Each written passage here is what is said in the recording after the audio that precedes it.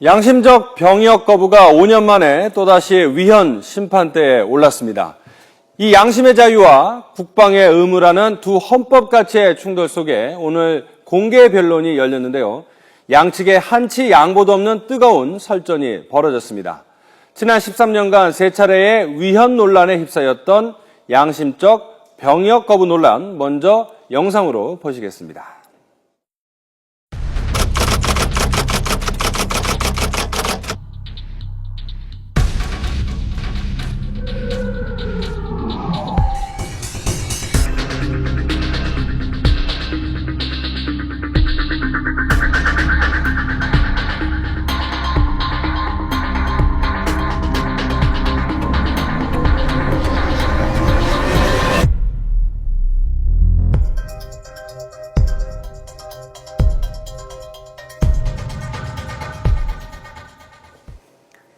네, 오늘 Q플러스에서는 시청자 여러분들의 의견도 받습니다. 샵 1988로 의견을 보내주시면 방송 중에 여러분의 문자 소개해드리겠습니다.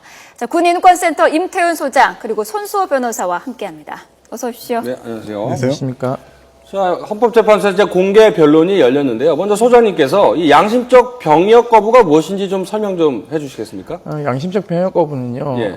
그게 그 종교적 신념이나 네. 또 다른 철학적이나 도덕적인 양심에 의해서 병역을 거부하는 것인데요. 네. 정확하게 말씀드리면 전투 훈련에 참가하는 것을 거부하는 것입니다. 한국에서는 사실상 대체복무제가 허용되고 있긴 하는데요. 우리가 훈련소에 입소를 하게 되면 6주간 전투 훈련을 받습니다. 네. 네. 이것은 대체복무 요원이 됐던 현역이 됐던 간에 모두가 거쳐야 될 과정인데 이 6주 훈련에 대한 거부가 핵심적인 쟁점이죠. 그래서 이것은 오랫동안 기독교 그 중심의 서구 사회에서 있었던 하나의 교리로서의 역할을 했고요. 네. 많은 분들이 오해하고 있는 게 여호와 증인들만이 하는 걸로 알고 있는데요. 보통 그러죠. 예. 2차 세계대전 당시 미국에서의 병역 거부자들은 장로교나 감리교, 네. 카톨릭 신자, 다양한 기독교 교파에서 네. 또 구교에서 이렇게 예. 거부를 했던 역사들이 있고요. 특히 나치 시대 때 그 전쟁에 동원되면서 거부했던 여호와 증인들 수천 명이 아우슈비츠에 끌려가서 사망하거나 또는 당시 전쟁 초기에는 한 300여 명의 여호와 증인을 단두대에 처형했던 이런 역사들이 있습니다. 그래서 독일 같은 경우에는 헌법에 병역 거부권이 명시되어 있기도 합니다. 네. 자, 이 양심적 병역 거부라는 게 정식 그 용어는 아니죠? 네, 그렇습니다. 일단 그렇기 때문에 용어에 있어서도 양심적 병역 거부라는 표현을 쓰면 안 된다라는 지적이 법조계에서 그동안 있어 왔는데요. 따라서 뭐 평화적인 병역 거부 아니면은 종교적 선택에 의한 병역 거부 등등으로 하자라는 지적이 있어 왔습니다. 왜냐하면 양심적 병역 거부라고 하게 되면은 그동안 그 병역의 의무를 순순히 이행하는 그런 젊은이들의 경우에는 본인 양심을 반하는 거 아니냐, 또는 본인의 양심의 그런 그 저항에도 불구하고 병역하는 거 아니냐라고 해서 의도하지 않은 또 다른 분쟁이 발생하기 때문에 용어를 정리하자라는 그런 주장은 그동안 계속 있어 왔습니다. 그러니까 재판에 넘겨졌을 때는 그냥 병역법 위반이 되는 거지 뭐 양심적 병역 거부란 말을 쓰지 않는데 어쨌든 그렇게 위반을 하면 어떤 처벌을 받죠? 네, 일단 헌법에 이제 국방의 의무가 있고요. 또한 그 구체화하기 위해서 병역법이 있는데요. 예. 병역법 88조에는 정당한 사유 없이 입영을 거부했을 때는 예. 3년 이하의 징역에 처해지게 그렇게 규정이 되어 있습니다. 따라서 이제 그동안 사유가 어찌하였든 결국은 그 입영을 거부했을 경우에는 3년 이하의 징역에 처해지고 있는 그런 실정입니다. 네. 그 양심에 따른 병역 거부자들 역시 자신의 그 입장을 법적인 근거로 좀 얘기하고 있지 않습니까? 네, 한국에서는 이제 양심적 병역 거부에 대한 단어 선택에 대한 논쟁이 꽤 있었는데요. 네. 이것은 뭐 저희가 이렇게 붙인 게 아니라 유엔에서는 이미 conscience objector라고 해서 양심적 병역 거부자라는 단어를 쓰고 있고 그렇군요. 네. 그것이 국제적으로 통용되는 어떤 단어이기 때문에 그것을 이제 한국에 적용시키는 데 있어서 한국에서 양심이라는 게 모 프로그램에서 양심 냉장고를 얘기하다 보니까 어떤 도덕적인 어떤 그렇군요. 기준의 핵심처럼 이렇게 여겨지는데요. 네. 이게 국제적으로 통용되는 어떤 철학적 가치는 모든 사람들에게 양심이 각각의 내면 세계에 있는 것이 있다. 그렇기 때문에 개인의 인격권이나 이런 것들을 발현되는 것이 다 다르다라는 표현을 쓰고 있기 때문에 네. 사실상 이 논쟁은 한국에서만 그렇게 뜨겁지 국제적으로는 이미 뭐 다 통용되고 있는 단어이기도 합니다. 그러니까 외국에서 쓰는 그 양심이라는 건 어떤 가치관의 의미가 있는데 우리는 이제 그렇습니다. 도덕적인 잣대 뭐 이런 걸로 하다 보니까 좀 용어 자체가 논란이 있군요. 그런데 보니까는 이 외국 같은 경우에 특히 좀 주목할 게 이스라엘은 이제 팔레스타인이나 중동 국가하고 많이 대립을 하고 있는데 여기서도 양심적 병역 거부를 인정을 하고 있군요. 네, 그렇습니다. 뭐 이스라엘은 사실상 상시 이제 전투가 벌어지고 있죠. 예. 그래서 우리가 이스라엘 여행하시는 분들을 보면 흔하게 패스트푸드점에서 여군이나 남군들이 기관총을 뒤에 차고 이렇게 음식을 먹는 것들을 많이 보는데요. 최근에 우크라이나에서도요, 획기적인 판결이 있었습니다. 지금 우크라이나는 뭐 거의 크림반도를 그렇죠. 둘러싼 소련과의, 그러니까 러시아와의 러시아와의 전쟁이 있는데, 여기에서도 1심과 2심, 최종 대법원에서도 양심적 병역 거부자를 처벌하는 것은 양심의 자유를 침해한다라고 무죄 판결을 내렸습니다. 그렇기 때문에 지금 국제적으로 병역 거부를 인정하지 않은 나라는 거의 뭐 없다라고 보셔도 되고요. 그러니까 후진국들을 중심으로 해서 병역 거부자에 대한 단죄를 이루어지는 건 있는데 전 세계적인 수감자의 92% 이상이 한국에 있습니다.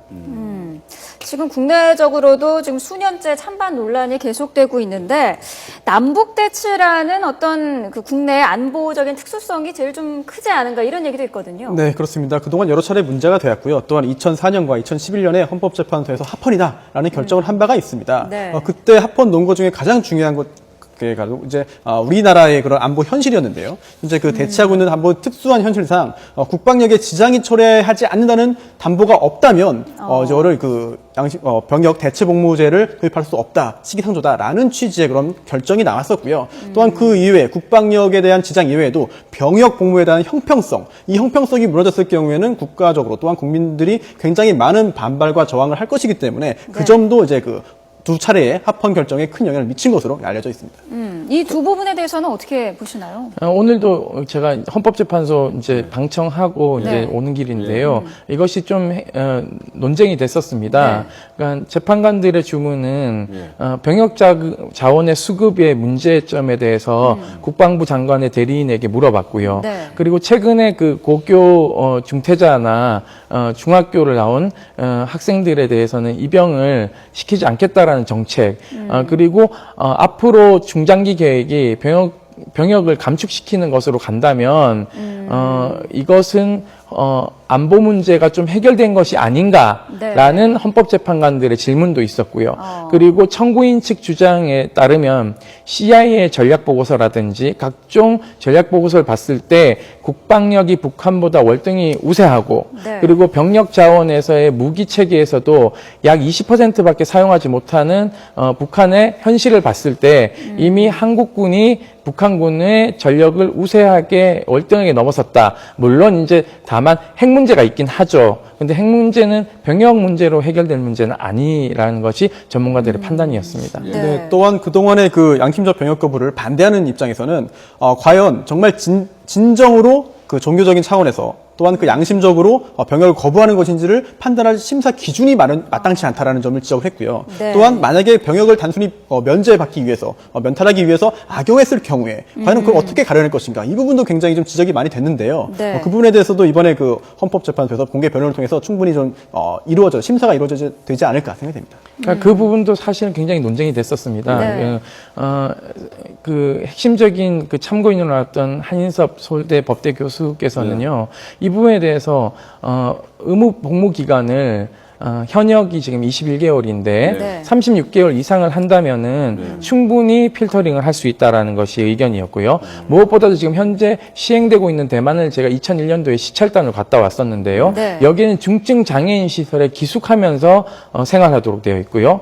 노인복지 시설에 기숙하면서 물리치료라든지 목욕시킨다든지 이런 일들을 하기 때문에 사실상 대만 같은 경우에도 5,000명 모집하는데 첫 해 10,000명 왔다가 그 다음에 10,000명을 늘렸는데 5,000명을 줄어들었어요. 그러니까 이게 소문이 난 거죠. 여기는 기간도 길고 힘드니까 차라리 현역을 가고 말겠다라는 것이, 이것이 병역 거부를 인정하고 대체복무제를 이용하고 있는 나라들의 현실이기도 합니다.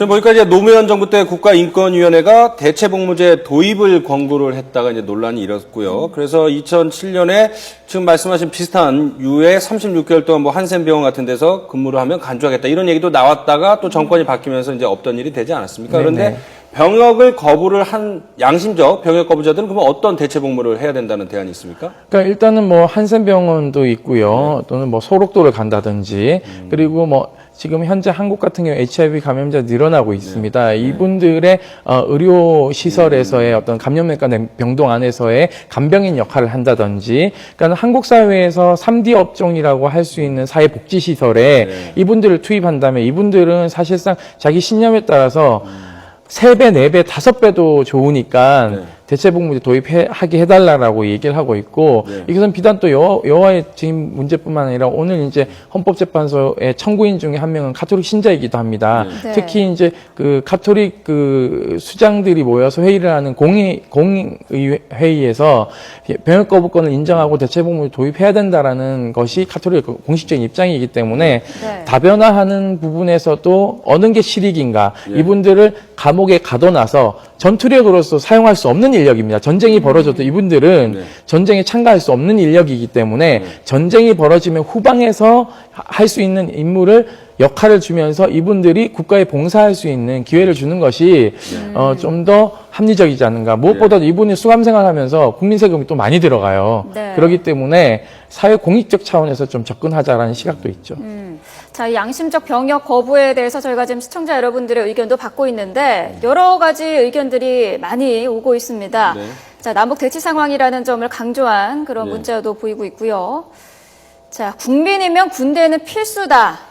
네, 이런 의견도 있습니다. 뭐 양심적 병역 거부를 인정해야 된다, 찬성한다 이런 의견도 있고, 뭐 그러면 군대 간 우리 아들은 비양심적이냐 이런 문자들도 지금 계속 오고 있는데 뭐 의견은 엇갈리는 것 같은데요. 이제 여러 가지 중요한 것 중에 하나가 과연 이 양심적이냐 아니냐를 어떻게 심사 평가할 것이냐, 그 문제 아니겠습니까? 네, 그렇습니다. 여러 가지 논점 중에 굉장히 중요한 논점이라고 볼 수 있겠는데요. 그동안 국회 차원에서도 이 문제를 해결하기 위한 시도들이 있었습니다. 그래서 17대, 18대, 19대 계속 발의가 됐었지만 이제 결국 임기 종료로 인해서 자동 폐기됐는데요.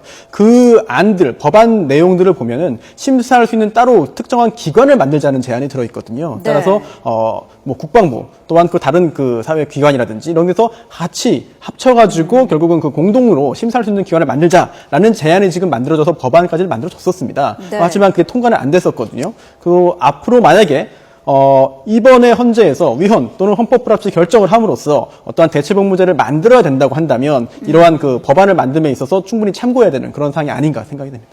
자, 그런데요. 이 종교적인 신념 때문에 양심적 병역 거부를 하는 걸로 우리가 주로 알고 있는데 개인의 가치관이나 다른 신념 때문에 안 하는 분들도 그러면 인정을 해갖고 대체복무로 해야 된다는 말씀이신가요? 네, 그렇습니다. 뭐 이게 양심적 병역 거부 안에는 종교적, 철학적, 도덕적 모든 것이 다 들어가 있기 때문에 사실상 그것을 구분해내기라는 것은 편의적으로 구분하는 것이지 그것의 내적 발현에 대한 양심에 대한 부분은 뭐 통합적으로 봐야 되는 지점이 있기 때문에 그것은 뭐 그렇게 구분할 필요는 없을 것 같고요. 다만 이 사람이 병역을 기피하려고 하느냐 아니면 병역을 면탈하기 위해서 이것을 악용하는 것은 아니냐에 대한 부분에 대한 심사는 쿼터제를 통해서 사실상 좀 막을 수 있는 지점도 있고요. 한 해 500명이나 300명으로 이걸 줄이게 되면 예를 들어서 1년을 2년을 기다려야 되는 상황이 벌어지지 않습니까? 그동안도 이제 걸러낼 수 있는 지점이 있고요. 무엇보다도 이 헌법재판소의 쟁점이 됐던 것은요. 이번에 그 병역법 88조 이 부분에서 정당한 사유 없이라는 지점이 굉장히 논쟁이 됐었습니다.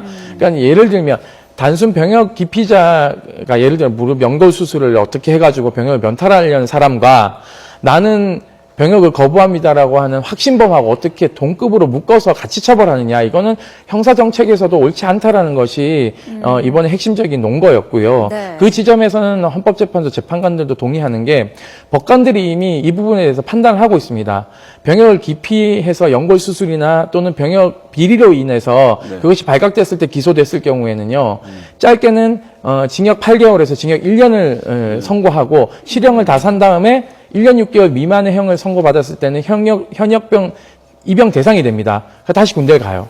그러니까는 병역 거부자들에겐 1년 6월형을 선고하고 있거든요. 그리고 이미 검사들도 형벌권에 대한 인식이 굉장히 뭐라 그럴까, 이분들을 대체복무제 해야 된다는 인식을 갖고 있는 게 구형량과 선고량이 동일합니다. 병역 거부자에 대해서. 그러니까 통상적으로 이것을 국가에 대한 해악을 끼친다면 검사는 3년 이상의 징역을 요구해야 되는데도 불구하고 구형량과 실제 형량이 동일하다는 것에서 법관들의 고민도 좀 덜어줄 필요가 있고 검사들의 고민도 좀 덜어줄 필요가 있다라는 것이 이번에 또 쟁점화됐었습니다. 그 좀 예전 대법원 판례를 보니까는 이 병역 거부는 양심의 자유에 속하는 게 아니다라는 판례도 있고, 한때 반대로 근데 또 여론조사 같은 거는 양심적 병역 거부에 대해서 좀 우호적인 여론이 있는 것 같은데 어떤 묘책이 있을까요? 굉장히 이 부분은 그 국회에서 법을 제정해서 네. 뭐 하기에는 쉽지 않아 보입니다. 왜냐하면 정치권은 아무래도 여론의 동향에 그렇죠. 치를 받아야 되니까 예. 이번에 이제 헌재에서 밀도 있게 심사를 해가지고 결국은 결정을 해주면 그 결정에 따라서 우리 사회에 굉장히 큰 획기적인 변화가 생길 수도 있기 때문에요. 이번에 오늘 공개 변론이 굉장히 큰 의미가 있지 않을까 그 생각이 되고, 또 하나는 그동안에 합헌 결정을 했던 그 결정문에도 명시되어 있지만 이 논쟁이 결국은 그 우리 사회에, 우리 국가의 국력을 손상시키는 결과를 야기하면 안 된다는 지적이 있었거든요. 그렇다고 한다면 물론 그 헌법적인 판단을 함으로써 과연 양심의 자유에 반하는가 반하지 않는가에 대한 결정을 해야겠습니다만, 그걸 넘어서서 거기에 포함해서 우리 사회의 국력에도, 우리 사회에도 어떤 영향을 미치는가, 정말 시기적으로 이미 무르익은 상태인가 아니면 아직도 시기상조인가, 이 부분에 대한 판단도 이번에 이루어져야 될 것 같습니다. 선생님 어떻게 생각하세요? 최근에 서울에 그 유엔 인권 최고사무소 그 서울사무소가 개소를 했습니다. 그 최고 대표께서 다녀가셨고, 이 사무소는 북한 인권 문제를 조사하기 위해서 후속 작업으로 만들어진 것입니다. 즉 유엔의 권고에 따라서 이루어진 것이죠. 지금 북한 정부가 유엔의 인권 침해 조사도 불응하고 있고요. 계속적으로 권고 사항도 이행하지 않고 있는데, 한국 정부도 양심적 병역 거부 문제에 있어서는 유엔의 권고를 계속 받고 있고 압박을 받고 있습니다. 특히 유엔 자의적 구금에 관한 실무그룹에서는 위원들 만장일치로 병역 거부에 대한 형사처벌은 자의적 구금이다라는 결정을 내렸습니다. 그래서 자의적 구금에 관한 특별보고관이 내년쯤에 한국에 방문조사를 오게 되어 있어요. 네. 그렇기 때문에 한국이 인권 선진국을 가기 위해서라도 저는 이 문제는 해결해야 된다. 특히 북한보다 체제 우월성을 가지려면은 인권 문제는 더더욱 더 유엔이 권고하는 것을 적극적으로 받아들여야 된다는 것이 전문가들의 지적이고요. 무엇보다도 우리 헌법에는 국제조약은 국회에서 비준한 것은 국내법과 동일하다고 얘기를 하고 있습니다. 그렇기 때문에 이런 것들을 이행할 수 있는 법률들을 빨리 만드는 것이 저는 시급하다고 보고 있습니다. 끝으로 한 가지 말씀드리면 전체 병역 기피자가요, 현재 전체 병력에서 0.3%입니다. 그러니까 병역 거부자가 다 합쳐서 기피자고요. 그래서 사실상 병역 거부자들이 더 늘어날 일도 없고요. 그렇다면은 이 부분을 형사처벌하는 것은 너무 가혹하다. 뭐 성우 양지훈 씨 같은 경우에는 계속 가족들이 삼남들이 전부 다 처벌받고 있거든요. 네. 그래서 좀 이런 부분을 국가가 좀 달래줬으면 좋겠다라는 지적들이 있습니다.